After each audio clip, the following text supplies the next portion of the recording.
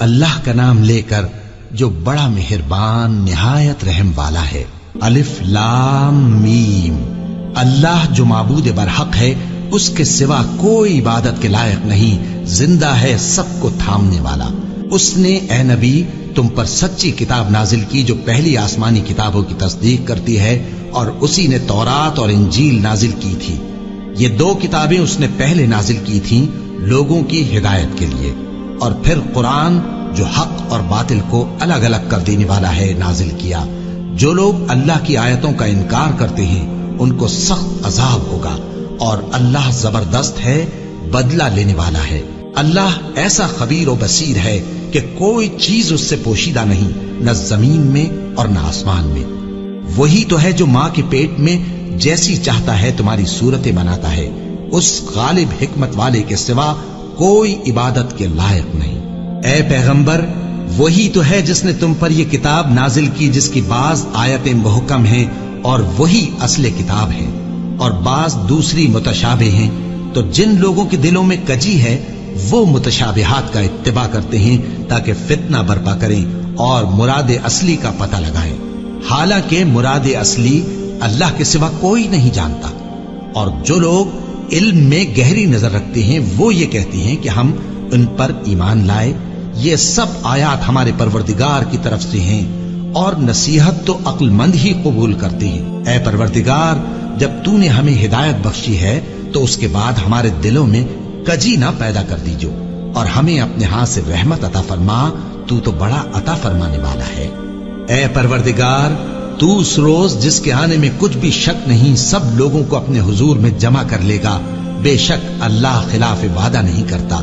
جو لوگ کافر ہوئے اس دن نہ تو ان کا مال ہی اللہ کے عذاب سے ان کو بچا سکے گا اور نہ ان کی اولاد ہی کچھ کام آئے گی، اور یہ لوگ آتش جہنم کا ایندھن ہوں گے۔ ان کا حال بھی فرعونیوں اور ان سے پہلے لوگوں کا سا ہوگا جنہوں نے ہماری آیتوں کی تکذیب کی تھی، تو اللہ نے ان کو ان کے گناہوں کے سبب عذاب میں پکڑ لیا تھا، اور اللہ سخت عذاب کرنے والا ہے۔ اے پیغمبر، کافروں سے کہہ دو کہ تم دنیا میں بھی عنقریب مغلوب ہو جاؤ گے اور آخرت میں جہنم کی طرف اکٹھا کیے جاؤ گے، اور وہ بری جگہ ہے۔ تمہارے لیے دو گروہوں میں جو جنگ بدر کے دن آپس میں بھڑ گئے قدرت الہی کی عظیم الشان نشانی تھی۔ ایک گروہ مسلمانوں کا تھا، وہ اللہ کی راہ میں لڑ رہا تھا، اور دوسرا گروہ کافروں کا تھا، وہ ان کو اپنی آنکھوں سے اپنے سے دگنا مشاہدہ کر رہا تھا۔ اور اللہ اپنی نصرت سے جس کو چاہتا ہے مدد دیتا ہے۔ جو اہل بصارت ہیں ان کے لیے اس واقعے میں بڑی عبرت ہے۔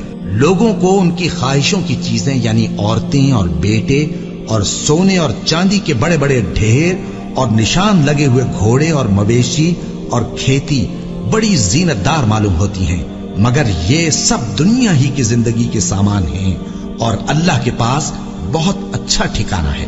اے پیغمبر، ان سے کہو کہ بھلا میں تم کو ایسی چیز بتاؤں جو ان چیزوں سے کہیں اچھی ہو؟